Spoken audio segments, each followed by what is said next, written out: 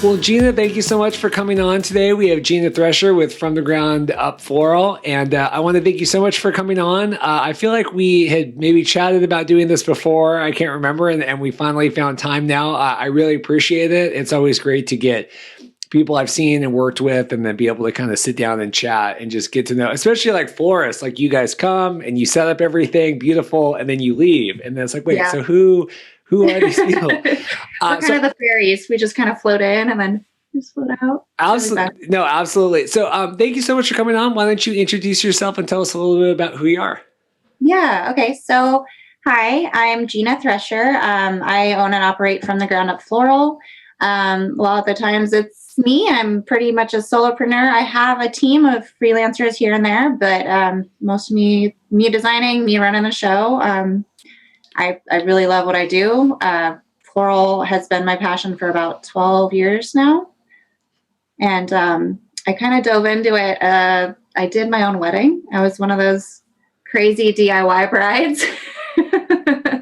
So I have that aspect going for me. I can totally recommend, like, those DIY brides. I'm like, hey, you might want to reconsider, it's kind of insane. Here's what I went through doing that from my perspective. So I help, any way I can help people in that aspect. It's kind of cool to be able to come at it from both sides. It's so tough when you have that. My one of my good friends from high school got married a couple years ago, and we did the video, and they were really budget conscious and really didn't even know if they were going to have a video. And they did their own florals, and I saw them that morning. They got married at the Great Hall at Green Lake. I was like, "Hey man, how's it going?" He goes, "We were up till 4 a.m. putting together boutonnieres." Literally same. Like I was up till 3 a.m, I think, making boutonnieres, and I was wrapping my own bouquet. While people are yelling at me, like, I need to get in the car. It's time to leave. Like, I was literally putting ribbon on my bouquet as we're walking out the door. So I get it. Yeah. It's not, it's a fun bonding experience, sure. But like, you're going to ruin your nails, 100% going to ruin your nails. Not even going to lie. Like my nails always look like crap. So a manicure in a florist world is just not a thing. Is it just because of all the, I never even thought about that.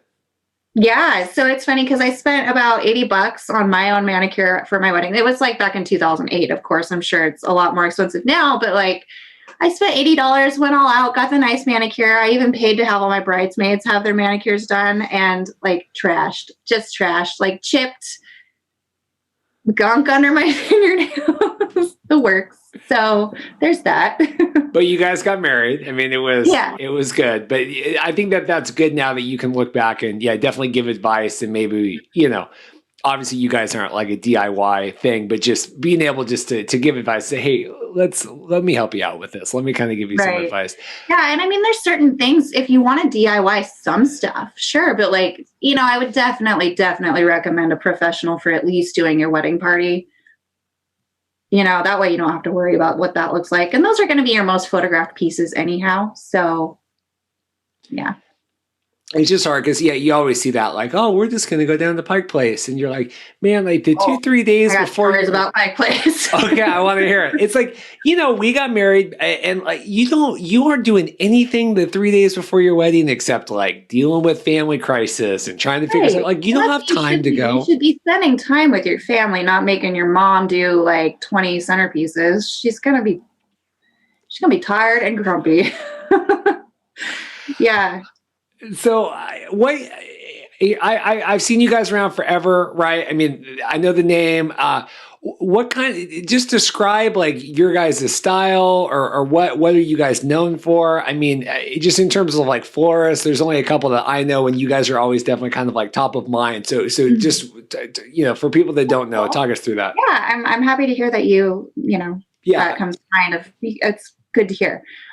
So I am classically trained, so I can do literally anything anybody asks me to do. I got my European Master's certificate about 3 years ago. I'm also on the American Institute of Floral Design's. I'm actually their marketing head of marketing committee. So I'm pretty involved in the floral community, and I stay on top of trends because I think it's so important to do.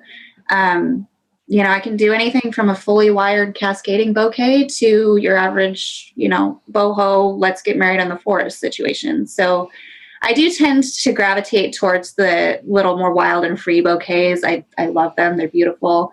But I do also like to make every individual flower shine. I'm not one to just cram a whole bunch of stuff in a bouquet. There's always some little piece of goodness in there that you're not gonna find anywhere else. Like, I don't know, let's say like I have some hops growing in my backyard and they look perfect. So I just, I'll grab those and incorporate those, or any unique elements I can find. I like to put those in there too. I love that. And I love just how on top of everything, I mean, I just think it's so important. And that we were talking kind of before we recorded, just with everything going on. And it always means a lot to me, the people, no matter what vendor type they are, they're truly investing, right, in their time, in the industry, because it's so easy for people to come in and try to make money or do whatever. And I do think that everything that's going on has really shined who really is in it for the long term, right, and is invested.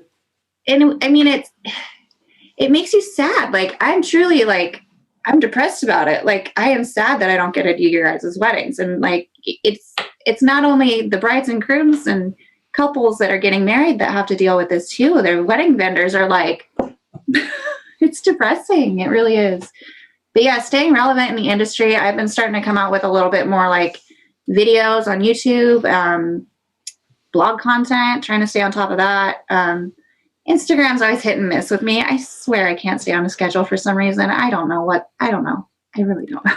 It's so hard. Instagram of anything, trying to explain to my wife, like, she'll try to post. I'm like, well, no, you actually can't do this, or you have to do it this way. She's like, why? I go, I don't know. I do it for work and I can barely figure it out. Yeah. I don't have a personal account. I just post stuff. I mean, like, my Instagram account borderlines personal. I like posted a little bit of personal stuff, but I'm not like posting my kids on there every day, or, stuff I'm doing like grocery shopping. It's try and keep it relevant to the wedding industry. Yeah. So I don't know. It's crazy. And you can't just sit still. I'm not a sit still kind of person. So this has been really like, I've really dove into trying to create more content, for my couples, creating packages of maybe people who are eloping, just trying to figure out the technology behind offering things easier for people. Yeah.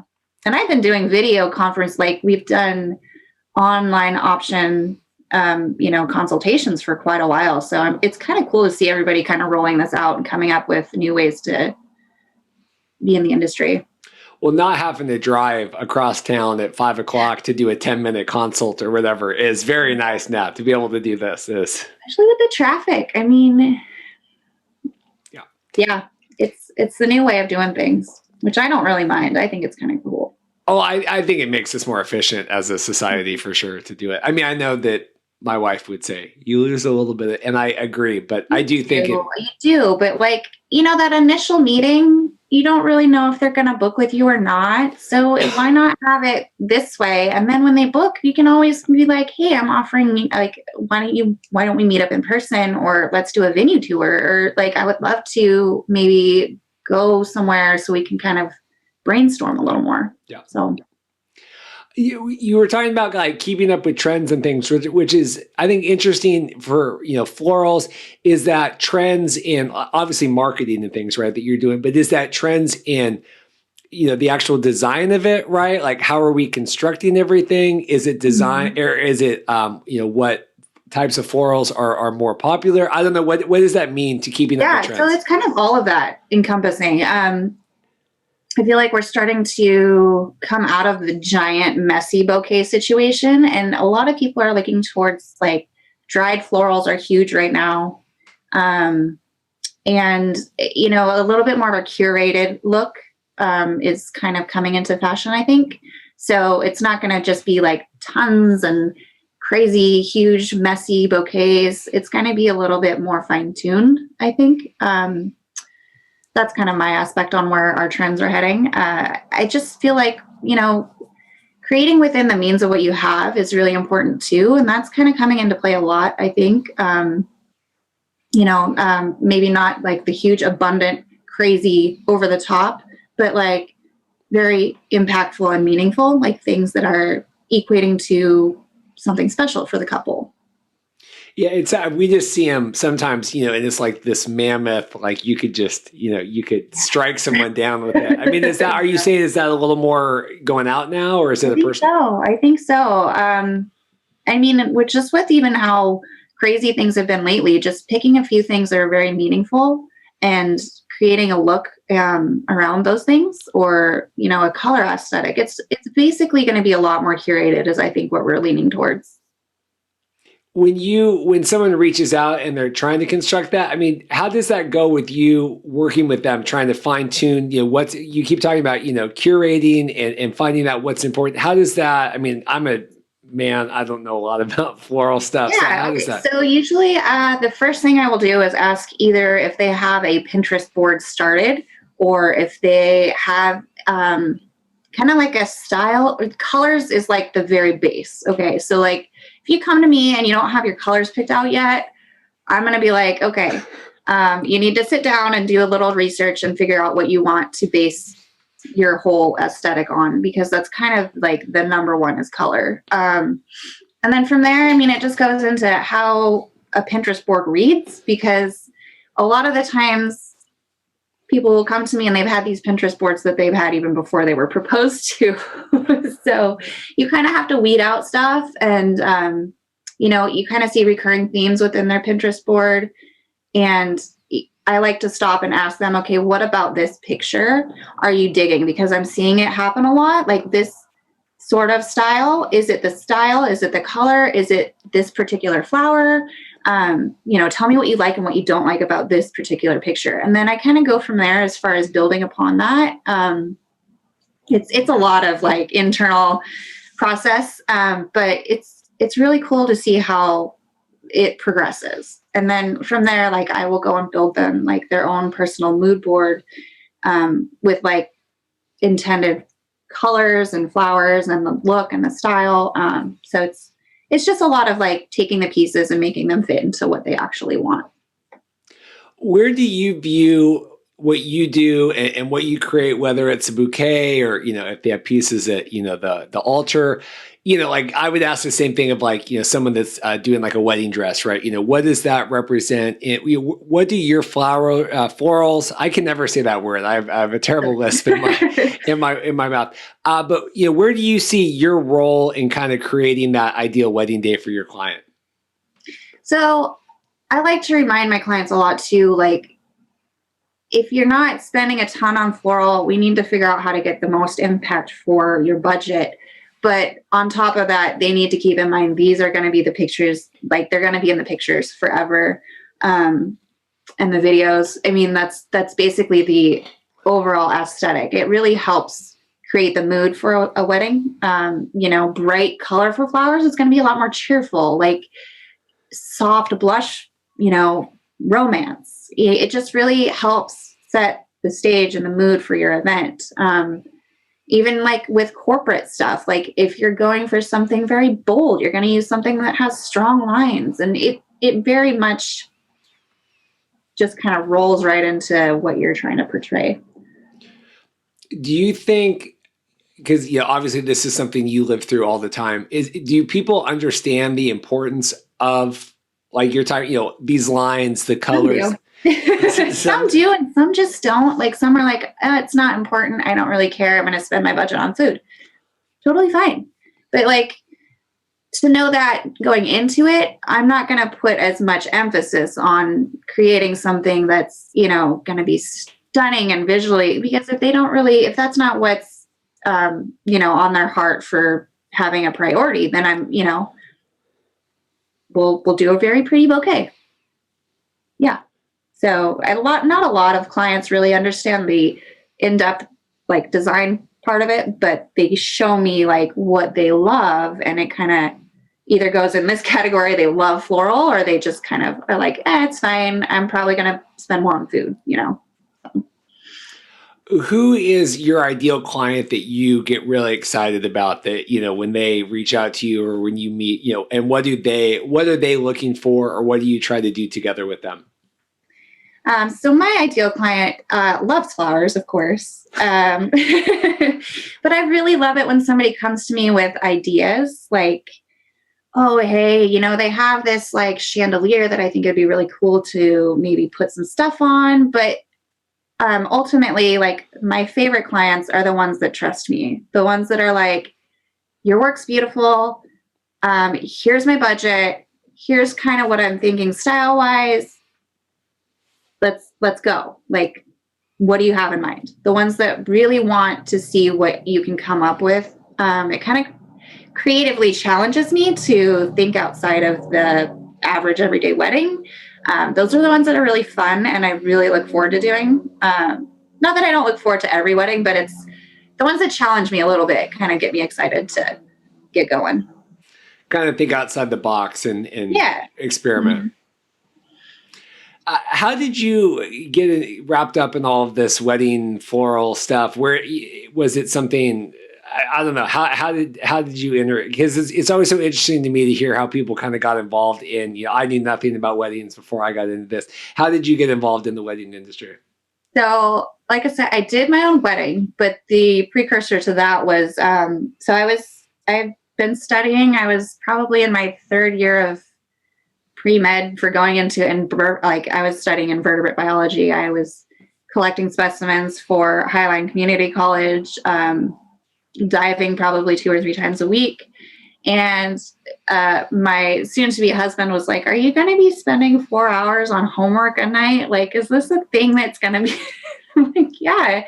And he's like, how are you going to get a job in this field? I'm like, some old guy is going to have to die. And then maybe I'll get a research assistant. It's not going to pay well. So I kind of was like on the fence of like, am I going to just continue to go to school all the time? Like, it was a lot. So we started planning our wedding and I was like, well, maybe if I take some basic classes, that's where I actually did that right. I took some very basic floral design classes before I attempted to do my wedding. So, and I started really liking it and it just kind of grew from there. And I'm such a nut for education that it just really, I dove off the deep end after that. After doing my own wedding, I kind of did it part-time for a little bit while we kind of got the family started and all that. But yeah, I'm a nut for education, so I really love keeping up with everybody in the floral industry and seeing what's capable. It's really cool. My father-in-law has taught at Highline for cool. Probably 45. He's been there. He is a lifer the whole time. Yeah. But so we know Highline very well. What were you studying? What was the interest? You were biology? So I was invertebrate biology was my my main focus. Yeah. What is that? Little creatures like crabs, invertebrates that live on the ocean floor. I got offered a internship to count eelgrass because they needed people to make sure they do environmental studies as well. So you'd go under, you'd spend about 45 minutes of your dive time. Basically, you'd count each square inch, how many pieces of eelgrass. Yeah. Not super exciting, but it was cool. I haven't dove for years, but I still love it. Yeah, I was going to ask if you keep up on the diving and all that. It's expensive. And it's a very expensive hobby, especially with kids and stuff and finding time for it. I still have all my dive gear, but yeah, it's been a while. Obviously though, a tremendous attention to detail, right? And study all that. Does that translate now to obviously building and doing the things that you do? Yeah, it's really funny because when I took my European Masters, everybody was super freaked out because there's a section where you have to do nomenclature, which is learning and studying the botanical names of plants. So I'm like, oh, no problem. I got this. So yeah, having a more of a biology-based background, it really helped me to just kind of switch it to, oh, look, we're going to learn what plants are poisonous and which ones aren't. We're going to, learn about basically the categorization of what you're working with. And it's very important to know. Not a lot of florists go that deep, but I think it's important. Uh, this European certification, the study, what is that? Talk to me about that. So it's called EMC, and so that's European Master Certificate, and it's basically so over in Europe they spend a lot more emphasis. Like you could go to school for floristry, and it could be a 4-year pathway. So basically, what this is, they offer it as a year, basically. Like they boil it down to a year, but you're doing a week of in person, very close workshop style learning, and then you take like the next few months are self practicums, so you're doing all your nomenclature study and putting together basically a nomenclature study sheet that you come up with. Like you have to make it, and then the final test, the final exam is in Belgium. So I got to go to Belgium. I kind of drug my husband along on that trip because when you know, Yeah. why not? We got to visit a castle, and they do this big floral event. They're called Floral, and they basically deck out this gigantic castle with floral. It's insane. And then, of course, after that, you go and take your test. Just really cool to be involved with. Like, if you ever want to see some crazy stuff, like look up the European floral design people, like the people over in like China, Russia, Japan, all of the European countries, the Dutch masters. They take it quite seriously. It's cool stuff. It's interesting, and I love just how just educated and in depth, right? Because there are people that do things, and then there are people that really just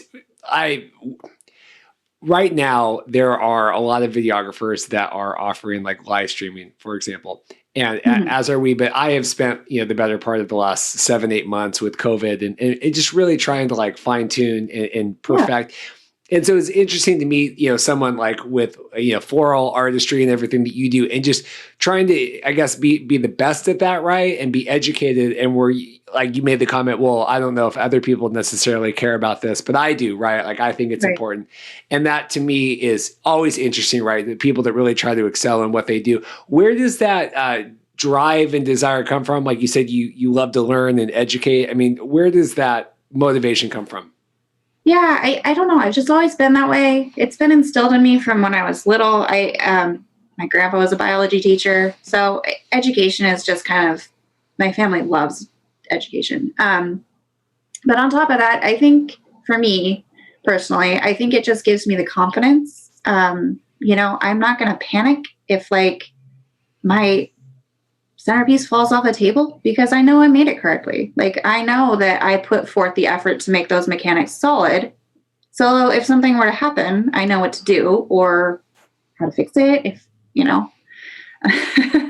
Which I've had to do. Like I've had moments where I've had to fix something on site. You can't panic. You just have to trust that you know what to do. It's just interesting because with florals, it seems like there's, the construction of it, right? And I guess there's many different layers. I mean, there's the construction of it, there's the design of it, and then there's obviously kind of the living things that go into, it's just, talk to me, I guess, just about melding all of that together. I mean, it just seems like there's so much that could go right and wrong, right? Obviously. Yeah. And just talk about melding all of those different components together. So it basically starts on a Monday or a Wednesday for me if it were a wedding week. And that's like I'm getting the procurement. I'm going and I'm checking the wholesalers for, that particular thing. Prepping the flowers. Like people don't actually think about that, but the flowers have to be prepped. Like you have to make sure they're in their prime. You have to make sure they're opening up right.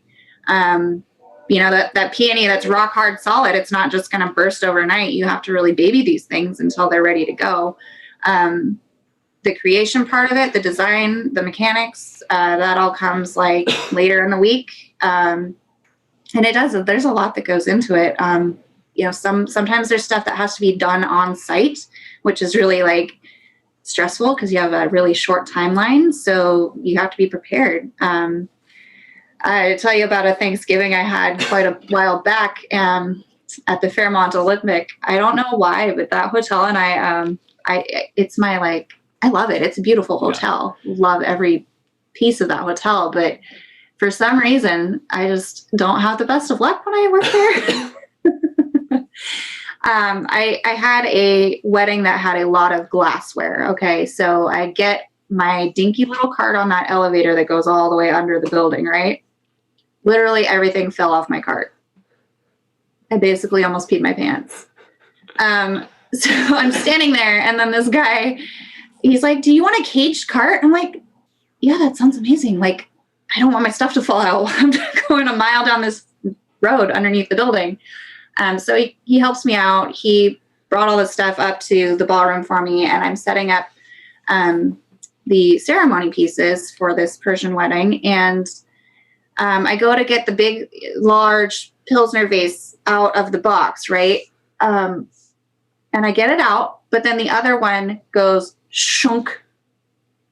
And the Pilsner vase, if you don't know what that is, it's basically like a vase that has a foot at the bottom. It's a very large, tall vase that has a footed bottom.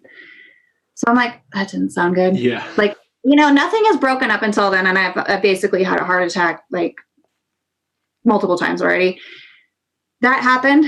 I look in there, the foot clean off, just like clean fell off. And I'm like, oh, that's great. Cool. So what do I do? Like, I let myself panic for about 5 minutes because it's I think it was the Saturday after Thanksgiving. Nothing's open. I'm like 30 or 40 minutes from my studio. I'm like, who do I call? It's like,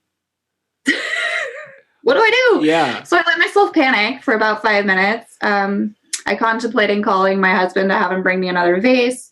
The lesson I learned from this is always pack an extra vase. Of course, you learn something from every issue like this, right? But I kind of went in the back kitchen area, grabbed a butter dish, and I was like, you know what?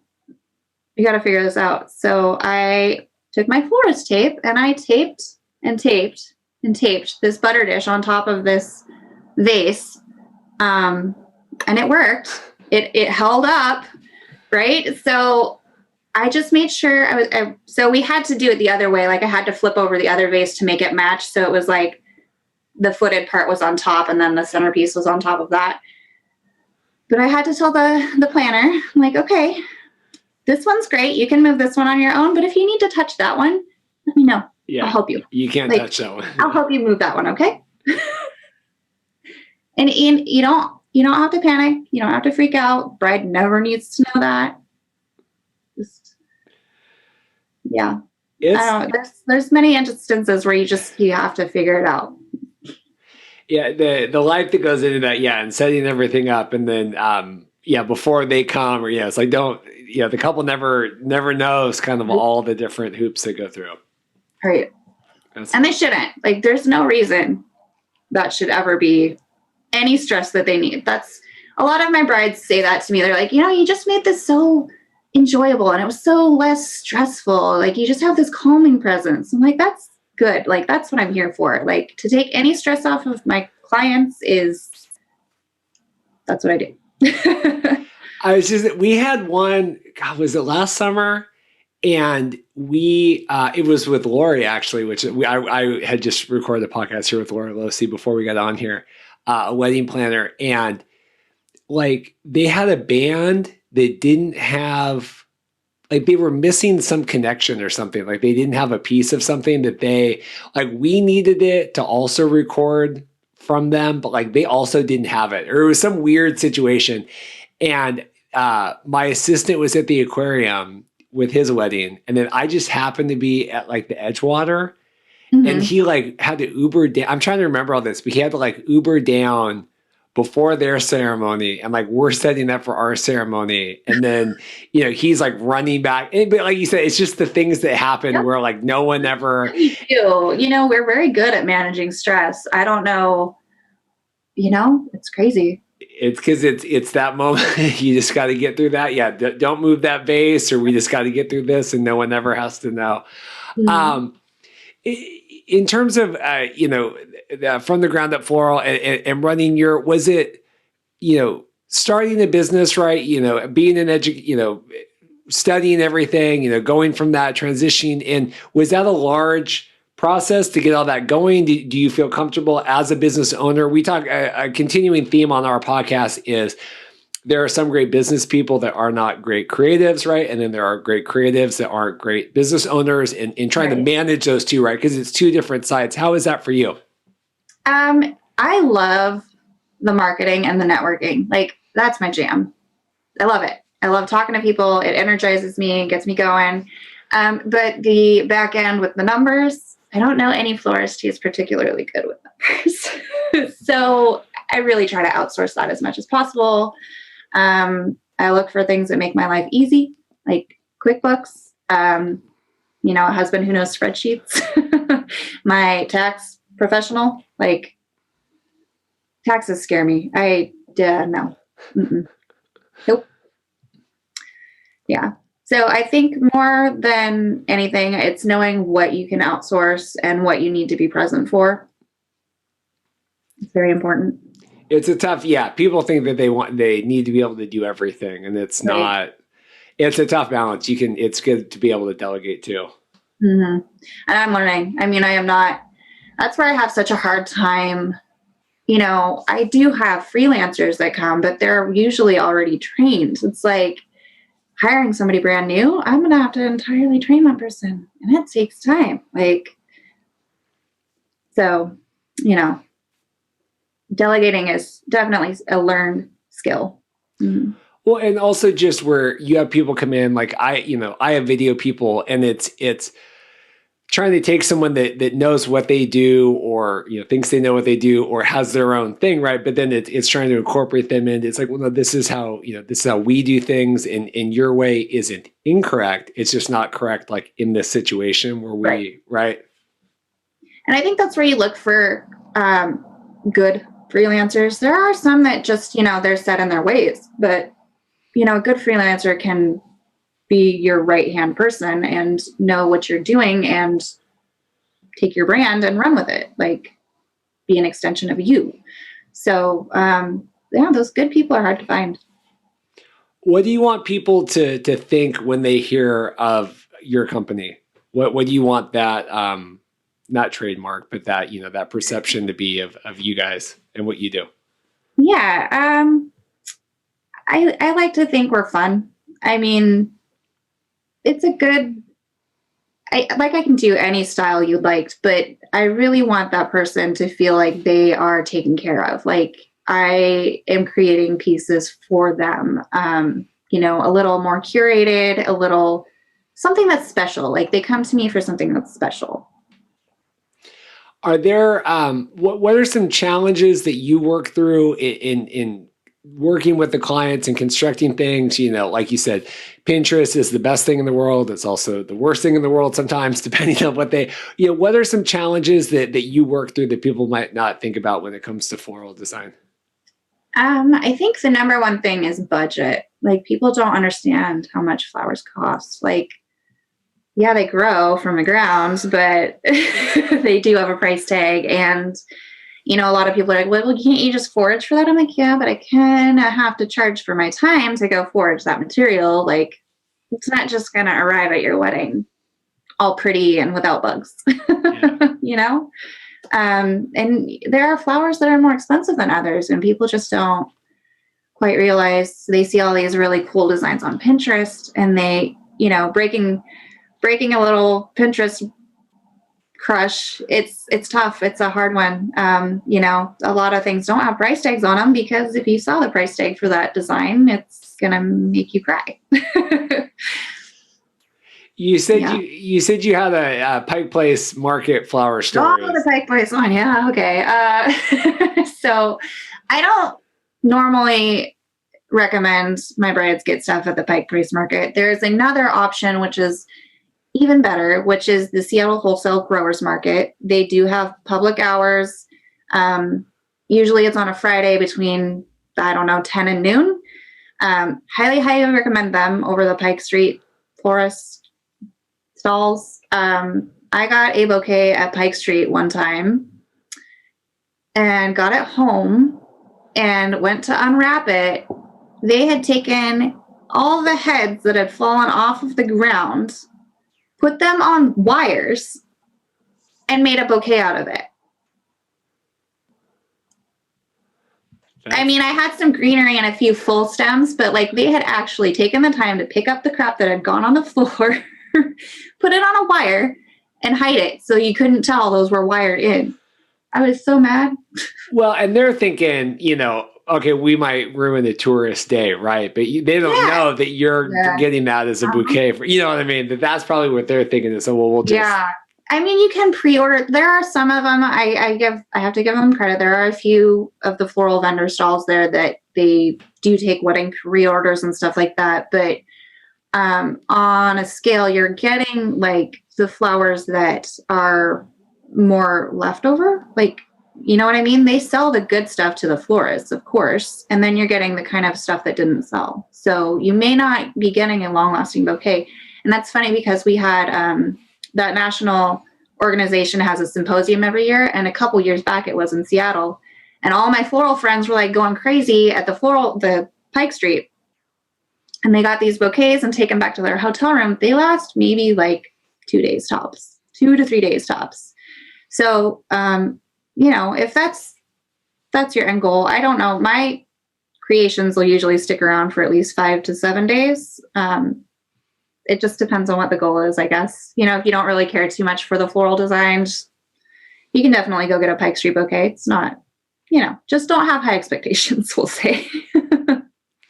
Yeah, but like you said, it's just, it exists, it's one of those things. It serves a market for sure. Well, no, but it's one of those things where, when you have the good photos, that the works that you put together will last, right, for forever, right? And so it's that, it's investing in the now for the forever, but it's something that I just don't think people, maybe even we really thought about, when we got married and, we're like, okay, we'll get some things, whatever. But then like, that's in every photo of our ceremony, of our reception, of our everything. Right. And so I always like to point out maybe like, well, we were also guilty of these things too, right, that people can learn from. But yeah, you definitely don't, think about that. And then you're like, oh, that's in every freaking photo in the album. Like crazy, like you're going to be there. You're going to be showing your grandkids. What's next? Once we get past kind of all this craziness for you, I mean, as someone that seems to invest so much, time and energy in just education and innovation and everything else, where are you wanting to grow kind of after all this?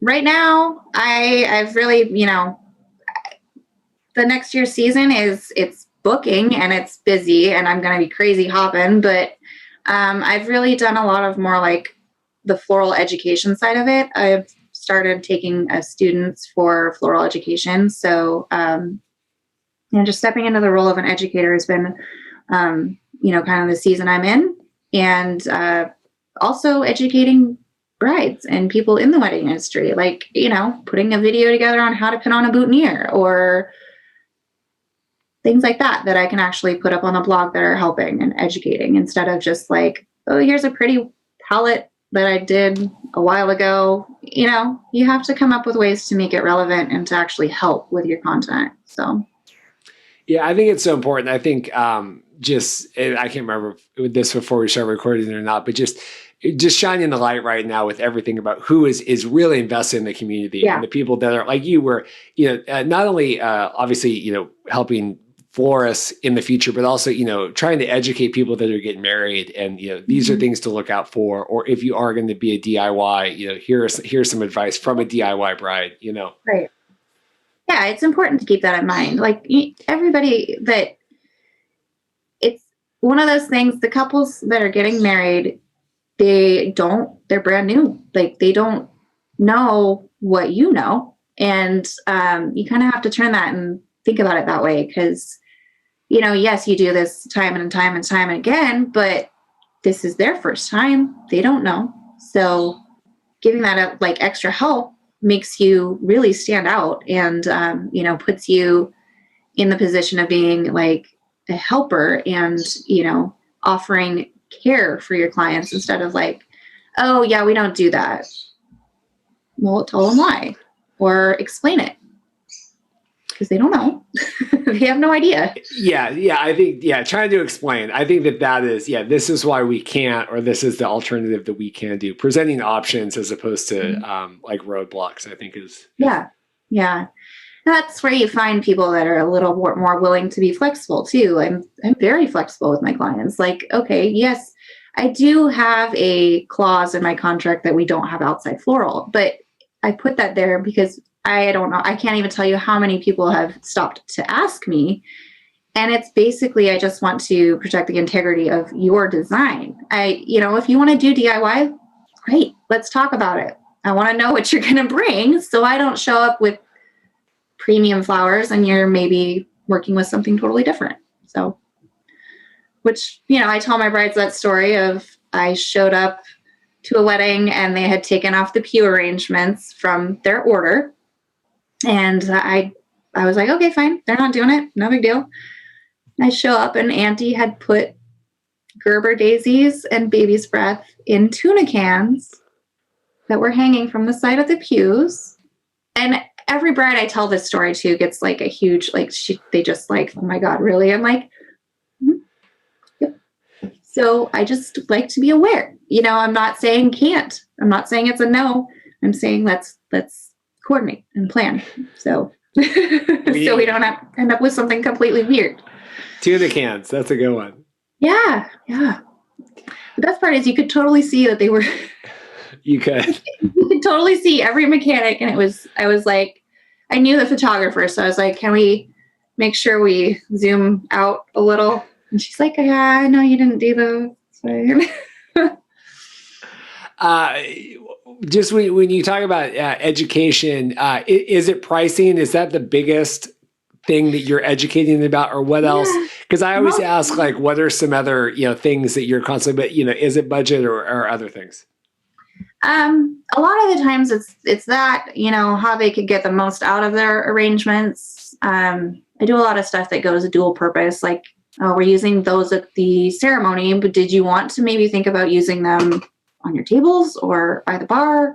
If you have somebody that could take this down, maybe it could be your head table arrangement. I don't really like to limit people on that. And I also don't have a minimum for that same reason. Like, I'm okay with what you feel comfortable spending. I'm not going to be like, nah, we have to start at $3,000 and that's, my minimum. I'm not saying it's bad to have a minimum. I'm saying I prefer not to because I understand I had to pay for my own wedding. If you're flexible and you want a few beautiful pieces, it's just as impactful sometimes as having flowers everywhere. Just depends. Yeah, I think the budget is kind of mainly my biggest shocker. I think a lot of people don't realize how much flowers cost.